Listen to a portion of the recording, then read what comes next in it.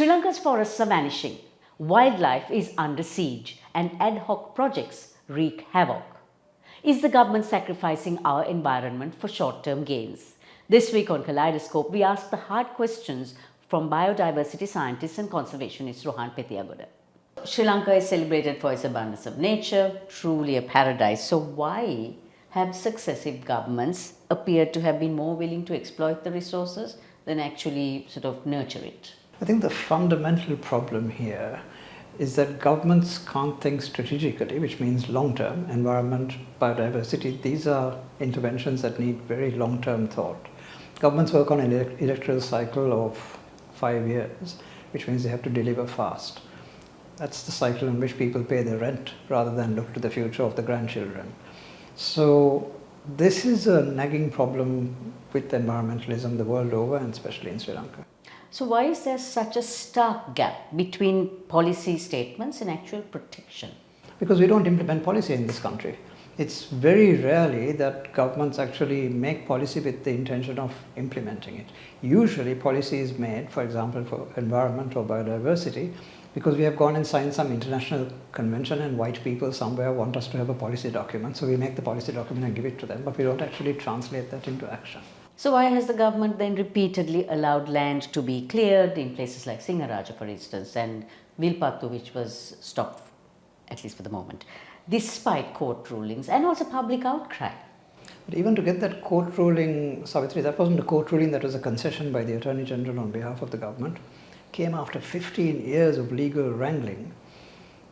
If you look at the case of the Haggala Strict Natural Reserve, that case was launched against the encroachers by Environmental Foundation in 1988, almost 40 years ago. It is still in court because even though the courts keep giving orders, the police don't carry out the orders, the politicians block the orders from being carried out, and even if the police tried to execute the court order, the encroachers are so thuggish that they beat up the police.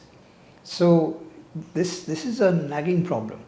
But on the other hand, environmentalists like ourselves have also been to blame, because the idea of having a strict natural reserve where no one can go basically ends up in a situation where anyone can encroach. Whereas if you have a national park concept where visitors are going all the time, you can't encroach. National parks are very safe because the public is all the time going in and out. Vilpattu was saved because it was a national park. People were going, seeing the harm, reporting it and taking action. Strict natural reserve is very difficult to protect. So sort of the public will be policing, so to speak. Sunlight is always the best disinfectant, and the public sheds sunlight. There are expert recommendations. There are long-term wildlife management practices. These are all being ignored, for instance, when it comes to the human-elephant conflict. Because government can't integrate science into its action framework. We have in Sri Lanka a great suspicion of science. We see it somehow as a colonial enterprise, especially politicians are very suspicious of science. If you look at the great debacle, the economic debacle of 2021, when we shifted the whole country overnight to organic, without any kind of scientific advice, basically collapsing agriculture, taking it back 100 years, because of a stupid decision on the part of government to ignore scientific advice, not to even seek scientific advice. So if we make decisions of that magnitude without the benefit of science, without the benefit of evidence, what do you expect? At the end of the day, the human-elephant conflict is a conflict that will go on because we don't want to listen to the scientists, and Sri Lanka has some of the best experts in the world on this subject, but no one listens to them. You saw this problem with the monkeys, right?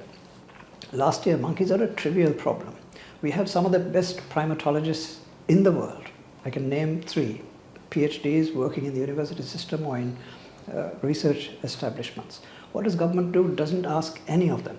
Mind you, I'm not talking about this government. I'm talking about government with a small g, all governments. What do? They, first of all, decide in 5 minutes on a Saturday morning to count all the monkeys in the country. It doesn't work. It's a silly idea. Then they decide to send monkeys to an island somewhere. Really stupid, if you think about it. We don't have islands in this country. These are politicians who are making these claims. And somebody else says, sterilize the monkeys, which again, doesn't work. It's well known. It has been tried in India on hundreds of thousands of monkeys and failed. So when people who don't have access to the international scientific literature, who don't have access to evidence, start making policy, you make blunders. And that's just what happens in Sri Lanka. Haphazard road building, sand mining, I mean, these all bring political wins, but actually there's lasting damage.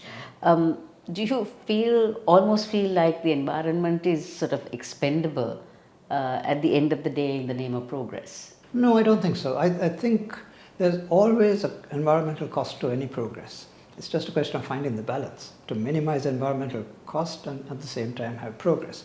If you look at the problem of wind power in Mannar, for example, the government's focused all its attention, not just this government but even the previous lot, on Mannar Island, the most sensitive part of the country as far as bird migrations are concerned. But the whole 100 kilometers of coastline from Mannar to Punarin is also excellent for wind. But the attention is on Mannar because somehow this mind virus has got into politicians. And then, rather than even hearing environmental advice, research advice, the Minister of Energy goes to Mannar and comes back and says, I didn't see any birds.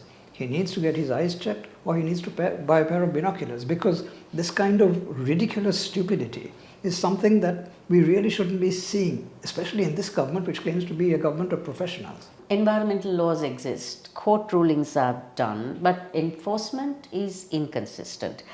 Why does the government fail, or successive governments fail to hold violators accountable for their actions? The fundamental problem is that a lot of the violators are poor people, and it's very awkward for governments to take actions against poor people. Of course, they pretend to be poor people in the case of the encroachers at Haggala, for example. These are not poor people, they are rich people who are forcibly grabbing land.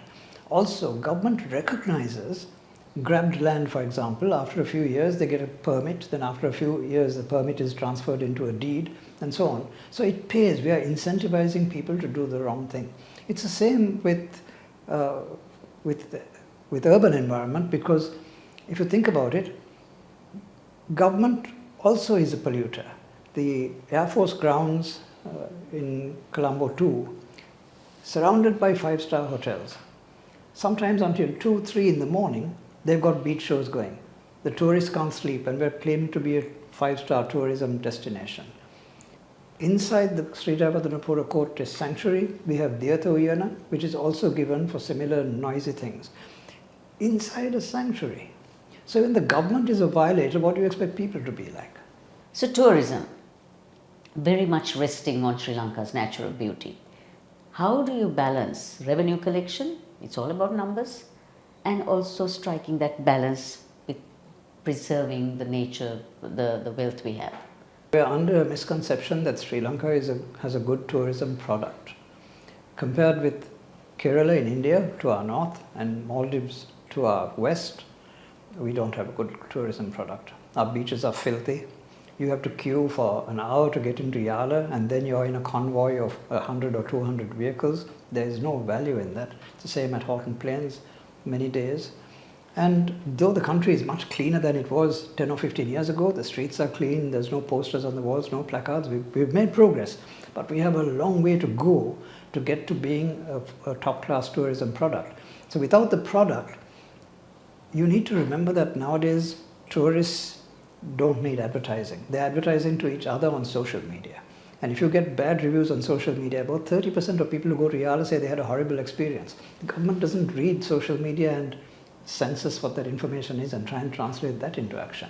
So as a result of that, after a few years of consistent bad reviews, people stop coming. So we are at a big risk for tourism by not giving a good enough product. At every stage of the way, we have probably the only airport in Asia where you can't get a taxi. You have to go to a tout and negotiate for a car. This is a ridiculous situation to have in a country that's talking about having 2.5 million tourists this year. Why is biodiversity, conservation, preservation so low in a government's budget, for instance, and also on their general agenda? I mean, according to the IUCN Red List put together by some of the best scientists in the country, we have 34 species of skink, of reptiles. 17 species of freshwater fishes, almost 300 species of flowering plants, which are on the brink of extinction. They've been assessed as being critically endangered. They could disappear like that. Government doesn't know, government doesn't care. There isn't a recovery plan for even one of those species.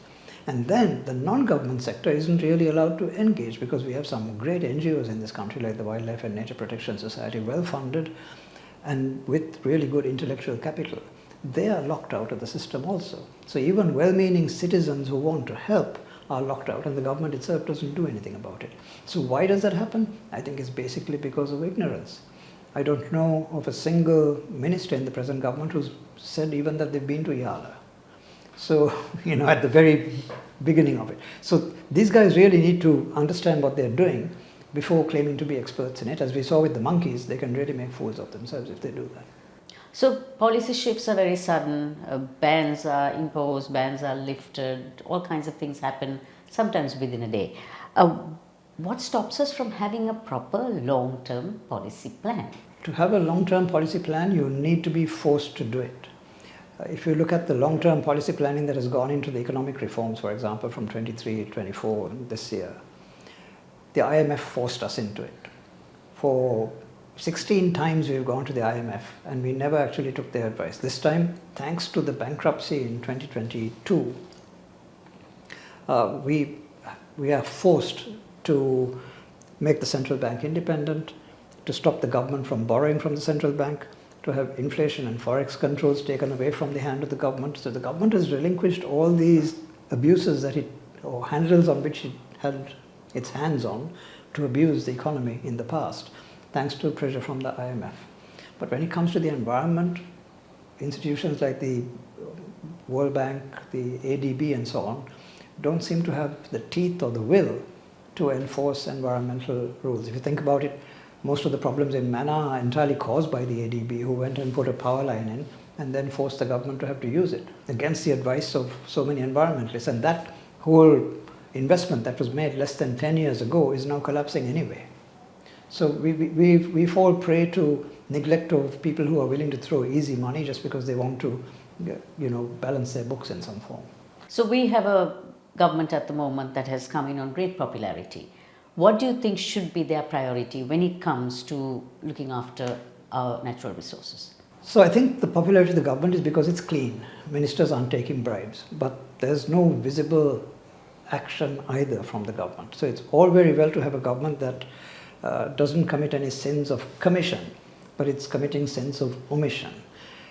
The main thing they ought to do is to listen to people who've got experience and knowledge of environmental concerns and how they're handled. We have some brilliant people in this country. I mean, people like Dr. Sumit Pilapitiya, been at the helm of environment for the World Bank, really good knowledge of what's going on in Sri Lanka in all branches of environment. We've got many others like that who are really clever in the university system. But government doesn't tap into their knowledge and their wisdom.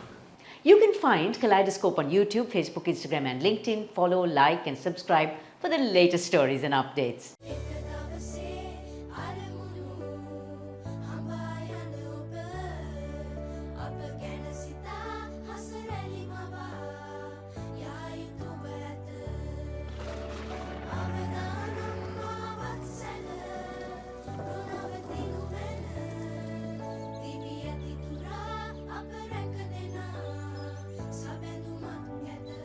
You focus on your goals. We will take care of the risks. SriLankaEnvironment.